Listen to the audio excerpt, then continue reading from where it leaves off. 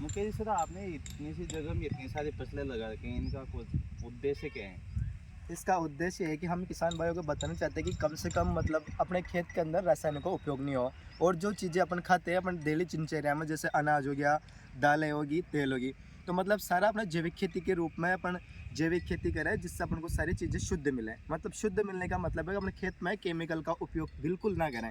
जिससे क्या होगा कि केमिकल का उपयोग करने से एक तो अपनी ज़मीन खराब होती है, साथ साथ में क्या होता है कि ज़मीन के साथ साथ में कुछ ना कुछ अंश उन बीजों के साथ में आता है। बीजों के साथ में आता है तो उससे क्या होती है कि कई सारी बीमारियों का देखना रहता है कि किसानों के अंदर या मानव शरीर में कुछ ना कुछ नुकसान उससे पहुंचता है। तो हम इतनी सी जगह, जैसे 1 बीघा ज़मीन हो, और 1 बीघा ज़मीन के अंदर हम किसानों को बोलते हैं कि आप इतनी चीज़ें लगाओ जो अपने डेली दिनचर्या में जो उपयोग करते हैं, जैसे अनाज, जैसे दालें होगी, जैसे तेल हो गया, जैसे अपने मसालों में धनिया हो गया, लहसुन हो गया, वो सारी चीज़ें क्या अपन खुद अपने यहाँ पे तैयार करें। मतलब 1 बीघे के अंदर हम गेहूँ ले सकते हैं, अनाज के रूप में जौ ले सकते हैं, और अगर तेल के रूप में देखा जाए तो हम सरसों भी ले सकते हैं और अलसी भी ले सकते हैं। जैसे आपको इधर दिख रही है अलसी लगा रखी है हमने, और आपको उधर की साइड में दिखेगी तो हमने उधर सरसों लगा रखी है। मतलब तेलों का उपयोग हम इस तरह से कर सकते हैं। अगर अब बात आती है कि दालों का उपयोग कैसे करना, तो दालों में हमें क्या करना है कि हमने यहाँ पे जैसे दिख रही है मसूर लगा रखी है, दाल के रूप में एक तो मसूर होगी, और इसके पास में आप देखोगे तो हमने चना लगा रखा है इस साइड में, तो एक दाल अपने चने की होगी। फिर अगर इसमें देखोगे तो हमने पीछे की साइड में अरहर के कुछ पौधे लगा रखे हैं, तो अरहर के पौधों के मतलब हमारे पास में 3 तरह की दालें हो चुकी हैं।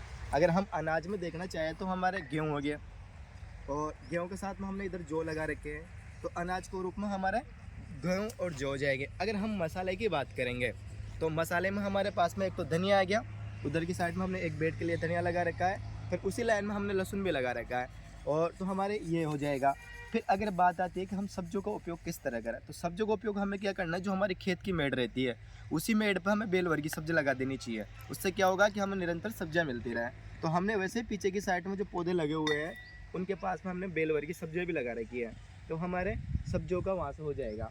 और अगर बात आती है फल वृक्ष में, तो फल वृक्ष में भी हमने कई सारे पौधे लगा रखे हैं। सामने आपको आंवले के पौधे दिखेंगे, और वैसे पीछे की साइड में देखोगे आप तो जामुन का लगेगा दिखेंगे। मतलब कुल मिला के हम किसानों को बताना चाहते हैं कि अपने 1 बीघा ज़मीन में ऐसी खेती करें जिससे अपने दिनचर्या में जो भी चीज़ें काम में लेते हैं वो सारे अपने खेत के ऊपर ही मिले, और सारी हम शुद्ध खाएं, ना तो बाजार से हमें लाने की ज़रूरत पड़े और ना कहीं से खरीदने की ज़रूरत पड़े। तो किसान भाइयों के एक इस तरह का मॉडल बनाना चाहिए जिससे हम निरंतर अपन खा सकें।